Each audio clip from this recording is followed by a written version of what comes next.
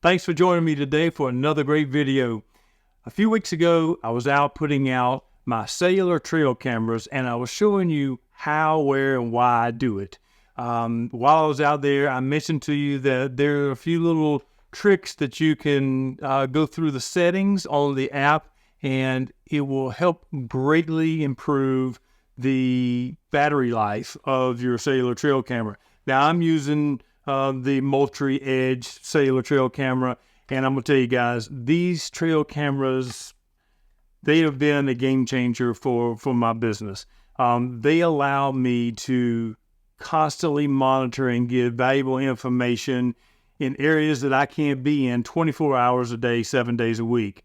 So for me, I could be working on one side of the country or in a completely different country, and I'm monitoring all of my other filming locations constantly on an app on my phone with the use of these guys right here. They've just been invaluable for what I do, and I'm hoping that I could share with you the value of these cameras and show you how to set them up and get the most out of them. So let's jump right into it. Today we'll open the app, and I specifically just want to show you the things that I do to help extend the battery life on these guys. So first of all, we'll go to the settings page, and if we come down, the second item down is upload frequency. Now that simply is how often the camera uploads photos or videos to the server and to your phone. So the shorter amount of time, so you can set it for immediate, or you can set it for up to every 24 hours. So the longer you wait to let the images upload, the more battery you're actually going to save. So if you have it set on immediate, so every time it triggers, it sends a picture, trigger, send a picture, trigger, send a picture. That's a lot of processing, and that takes a lot of battery power. So unless you need pictures immediately, so what you set it for 6 or 12 or even 24 hours, and you'll save a lot of battery. That's the number one change that will help save battery life. Now, also makes a big difference is the battery source. The third item down is power source. So you can use alkaline batteries, lithium batteries, or the rechargeable battery packs.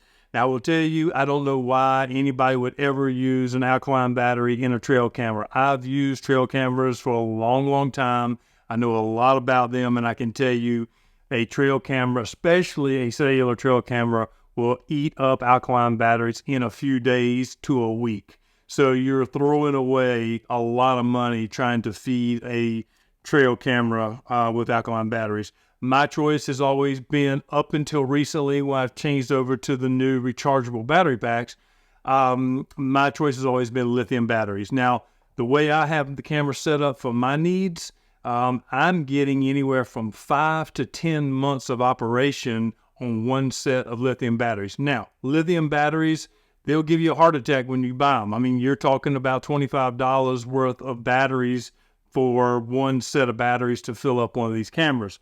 However, I'm getting months of service out of one set of batteries. Now you have the rechargeable battery packs, which give you a very similar working time. The nice thing about that is you can simply recharge the battery pack, and you can do it with the USB-C cable, the pack only, or you can actually do it in the camera via a solar panel. So that's really nice. Coming on down to the type of media that the camera actually takes, it'll do photo and video, or just photos. So unless you need video of what's going on in front of your camera, then if you just select photos only, it will only take photographs, not video. If you do photo and video, it does just that, photo and video at the same time. So the video takes a lot of processing power and battery life to upload. So you need, if you're not interested in video, there's another area that you can save battery power right there. Now, all these little things make a huge difference.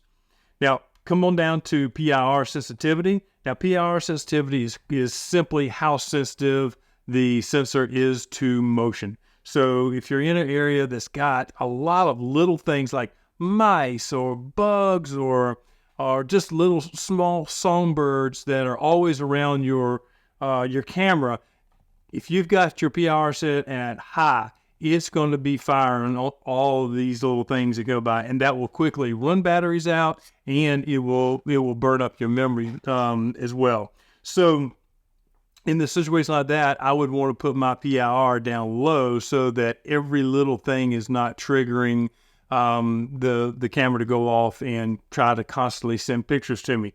If it was a situation where, let's just say I was interested in whether a bear is actually using this particular game trail, or a deer, or some type of large mammal is using this game trail, then I could set the PIR on low, and there's enough heat signature and movement coming off of that large animal coming by that low sensitivity would do just fine. Now, if we were working with smaller animals, let's just say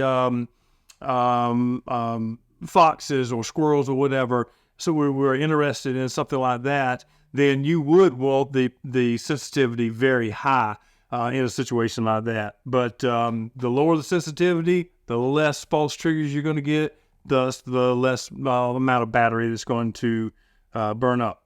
Come on down to the photo and video detection delay. So it's just that. The delay is how long the camera waits between the time it's triggered and a photo or video has been sent to the server to the time that the next picture will actually take. So if at 15 seconds, it takes a picture, it's going to wait 15 seconds before it can be triggered again.